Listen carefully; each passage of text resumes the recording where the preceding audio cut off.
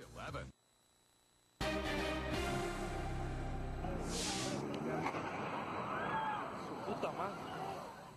Terrifying scenes after Mexico's 7.1 earthquake posted on social media. Mexico City's mayor says at least 52 buildings have collapsed just in Mexico City alone, with dozens more in outlying areas. From quake relief to DACA, lots to talk about involving Mexico. Well, joining us in the studio right now is Consul General of Mexico in Los Angeles, Carlos García de Alba. Thank you so much for being here today. Thank you for inviting me.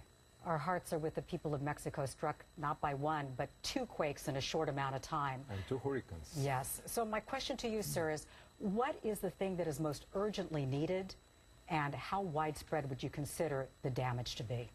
Thank you once again for the opportunity. The most urgent thing is to rescue the few people still, around 30, maybe 40 people that are still alive, trapped. Most in Mexico City. It's a matter of hours. We need to hurry up because, you know, in these conditions you can die in few hours. So that's the first priority.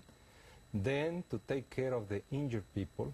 There are roughly 2,000 people, 93 seriously injured. So we need to take care of those people that are in some hospital, Mexico City, and out of Mexico City. Then we need to start watching in full detail the condition of many buildings. In Mexico City, there are roughly 2,000 buildings affected, seriously affected. So you can imagine the technicians have a lot of work to do in the coming days. And then the plan of reconstruction.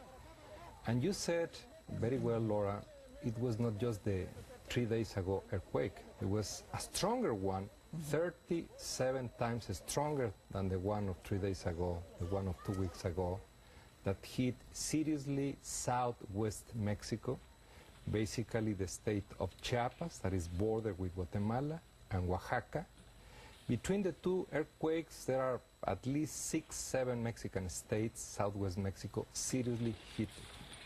We estimate that there are around 500,000 people that have suffered some consequences. They lose their houses or they are injured. So the situation is really serious. The reconstruction will take time and it will be obviously long and expensive.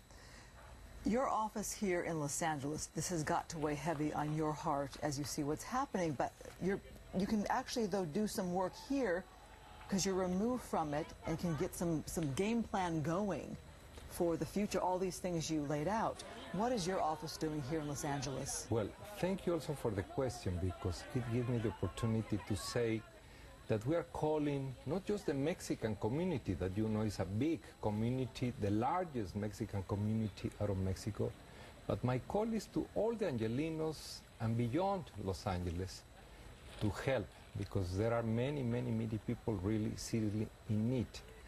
The first thing is that we can provide phone lines, phone services to people that are still looking for some relative of a friend that they cannot track. Few cases, but still is a possibility that somebody is still looking for some relative or a friend. Then, obviously, we need to raise the money to help these people. So there are several bank accounts, official, from the government, from the Red Cross, from several banks that are raising, collecting money. This is a very good way to collect, to donate. No matter if it's $1, $20, everything helps. And then, well, like in the case of the county of Los Angeles, as you know, since yesterday, 67 professionals from the fire department of LA County are helping shoulder to shoulder with the Mexican rescuers, trying to find out where those victims or still alive people are trapped. So that's another way to help, to send money, goods, it can be medicine. Know-how. Fortunately, there are 2 airlines that are offering kindly to ship the donations that people are doing. It can be medicines. In one of those 2 airlines asks just medicines, Both Mexican Airlines is offering to ship whatever kind of donation in kind that people want to send to Mexico. Well, you mentioned the first responders who were dispatched from here in Southern California. We're so very proud of them. And they are some of the most highly trained in the world. We should underscore. We saw immediately. Yes, yes. We saw immediately. Getting back to, though, what actually took place. We look at those scenes of devastation, and they're gut-wrenching. We feel that here, especially because we live in Southern California, which is earthquake country. The early detection system, do you think it worked, and is it worth the money? Absolutely, yes. Actually, in the first earthquake, it worked fantastically well. It sounded almost a minute before, time enough to take some provisions.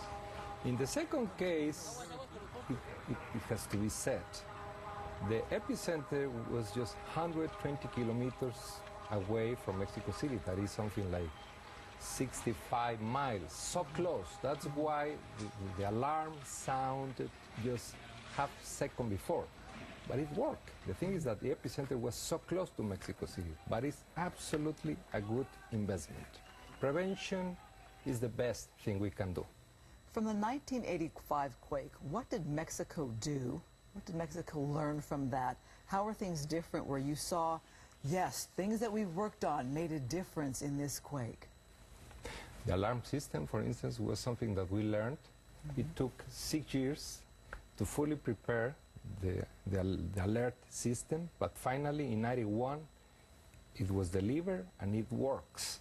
Second, obviously, we learned a lot how to plan emergencies, the evacuation.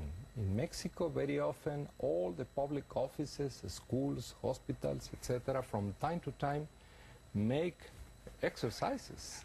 We are properly trained, and this time, I have to say, it worked as well. If you take into account how big this earthquake, 7.1 is a major earthquake. Sadly, in Mexico City, we have roughly 150 fatalities, but compared to the size of the earthquake, there are not that many. In the case of Haiti, you remember, it was a 6 Richter scale earthquake with 300,000 dead people. Right. The reinforcing of the buildings was huge, made a big difference. I actually spoke to my cousins outside of Mexico City today, and they were talking about the fact so many more structures were standing and everybody is We learned, and now we are building in a better way. Absolutely. All right. Thank you so much. General. If you have loved ones in Mexico need information, you're asked to call the following numbers. For quake information, it's 1-855 4636395. It's right there on your screen. For information on missing persons, here is the number 011-5255-5658-1111. And those are those international codes. Correct. That's why there are the extra digits. And you can donate money to the Red Cross at Cruz Roja, donaciones.org, and we urge all of you to do that. Thank you so much for coming in. You're going to stick around and do a live Facebook chat with me around 6 p.m., yes? Absolutely. Okay, so we can tackle some questions that you all might have, our viewers might have in that chat. Thank you. Thank you for being here on Fox 11. We'll be right back.